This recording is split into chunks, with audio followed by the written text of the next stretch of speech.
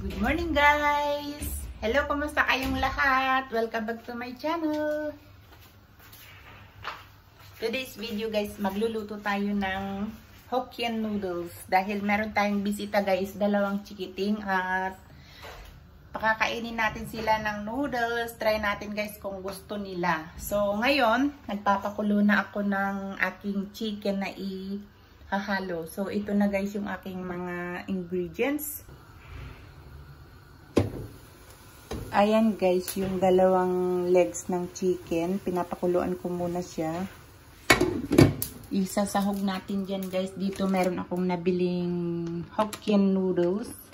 So itry natin kung gusto nila ito guys. At ito na yung aking mga sangkap. Konti lang guys, kasi hindi naman maganda kung masyadong maraming gulay. So ito meron akong chickpea, carrots, at saka yan guys ay frozen yan. Meron kasi akong sobra dati na hindi ko nagamit. Nilagay ko sa freezer. So, okay naman siya guys. Kaya tips sa mga nanay dyan na hindi nila magamit at gusto nilang magtipid-tipid yan. Pwede ilagay sa freezer. So, ayan guys yung aking gulay. Meron na akong garlic at saka sibuyas. Ito naman yung aking nagdikdik na ako ng pepper guys. Kasi hindi maganda yung grinder ko. Hindi masyadong nag-grind. At yan yung aking oyster sauce. At ito naman yung ating olive oil. So ngayon guys, palalambutin lang natin itong ating chicken at hihimayin natin siya. At mag-start na tayo dahil 11 daw sila darating guys. So sakto, kapag dumating sila dito, makaluto na tayo. So, ayan. Diyan nga pala nilalagay ni Bossing yung pangdilig niya guys ng halaman. Kasi palagi yung nahuhulog doon sa labas. So, ayan. Siya naman yung mahilig dito guys. Ayan, maghalaman. Ayan, mga halaman ko. Malapit na naman silang mag-retired. Ito. Favorite namin. So, ayan. So, ayan guys. Magluluto na tayo at darating yung ating mga bisita. So, ayan guys. Hanguin na natin yung ating chicken at hihimayin na natin siya. Ayan.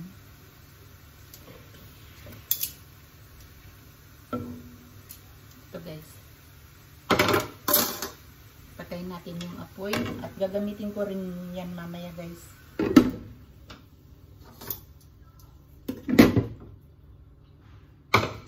So palamigin natin yung chicken guys at magluluto na tayo. So hello guys, mag-start na tayo dito sa ating cooking session. So ito dahil sira na yung ating lighter ng ating stove ay gagamit tayo niyan.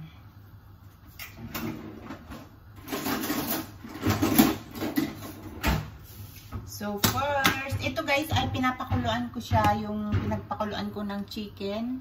I-blanch ko lang dyan yung aking mga gulay. So kakaiba yung aking pagluluto ngayon guys. I-try natin yung different ways para mabilis at darating na yung ating mga bisita. So, ito guys yung ating noodles. Hokkien noodles. So, itry natin siya guys. Kasi hindi pa natin natatry magluto ng ganyan. So, maglalagay na tayo dito ng olive oil. Ayan. Ito nga pala guys ay si Bossing ang bumili. Yung aking lalagyanan ng oil. So, konti lang ilagay natin. At ilalagay natin yung ating garlic dyan. At ika-crush natin siya dyan.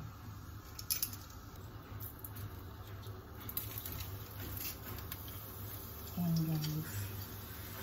Para mas maganda yung pagka-crush niya. Pinong-pino. Ayan guys.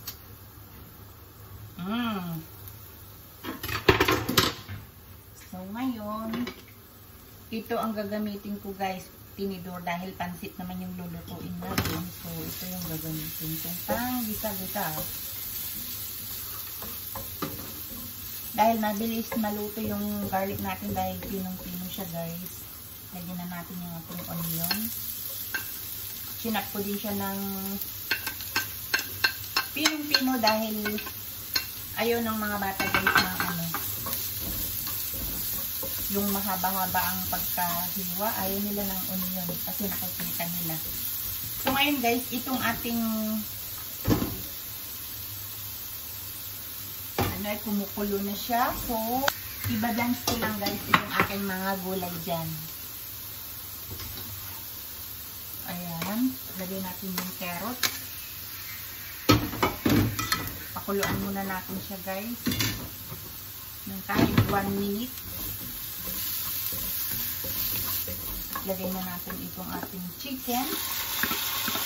Pinakuluan ko kanina guys. Ayan. At pwede na yun. Asuin na natin yung ating carrot.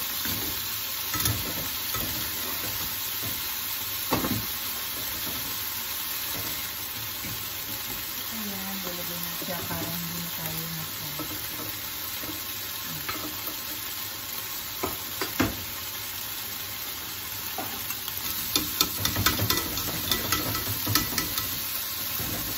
Balik at i-balance din natin siya.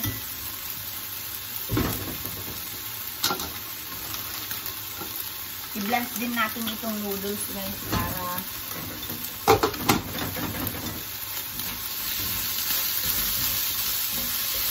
lagyan natin siya ng konting pepper.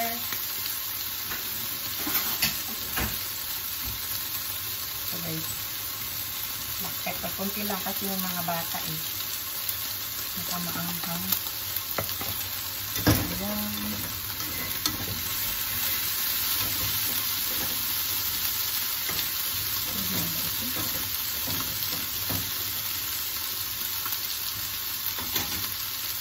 Patayin ko muna yan.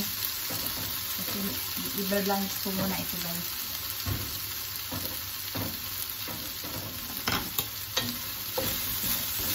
Maganda kasi nagsampot siya masyado yung ating chicken at kasarap. So ayan guys. I-balance lang natin siya ng sandali.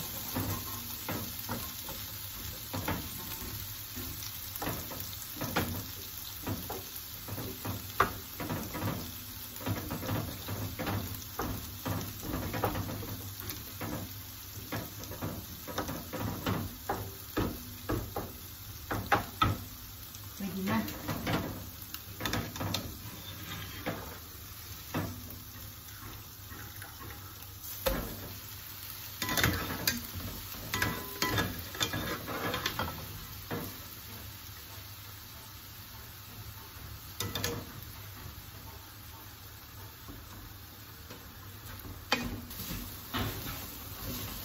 So yan guys, ilagay natin itong sauce natin. Ito guys ay oyster sauce at saka beef stock. Wala kasi akong chicken stock eh. Hindi ako nakabili.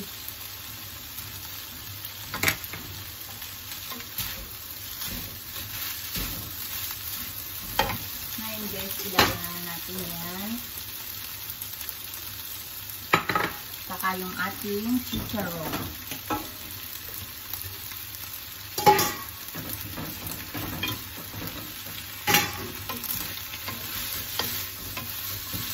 Ito kasi guys yung noodles na hindi na kailangan ng maraming tubig.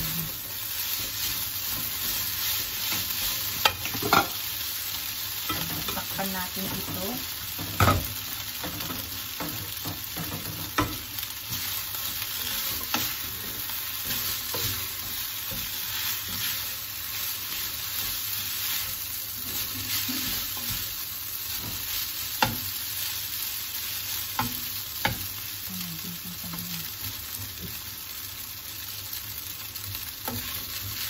Takto lang guys yung tama yung lasa niya. So ayan, patayin na natin siya. Yung ating gulay.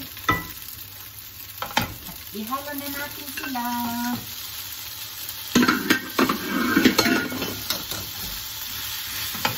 Yan, tapos ito naman lagay na natin doon. At ito ngayon kailangan natin siyang i-drain.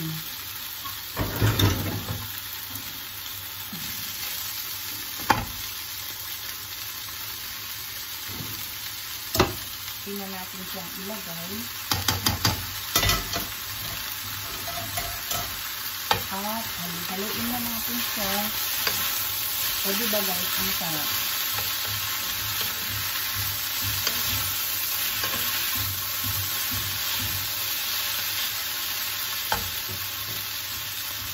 Ayan, pwede nang patayin guys. Diba? Mas mabilis ganito yung pagluto. Nakamatunog yan. So, ayan guys, ang sarap.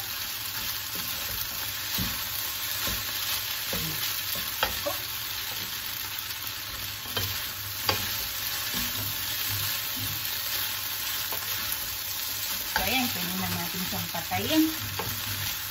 At ito na yung ating bacon.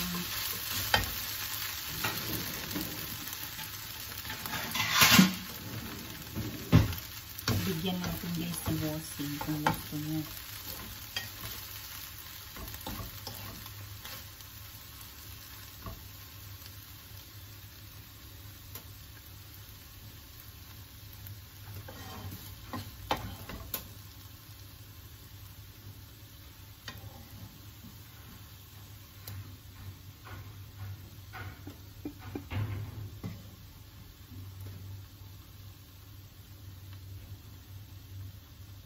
Ayan guys, tikman natin. Yan guys, ang ating noodles for lunch. Thank you for watching.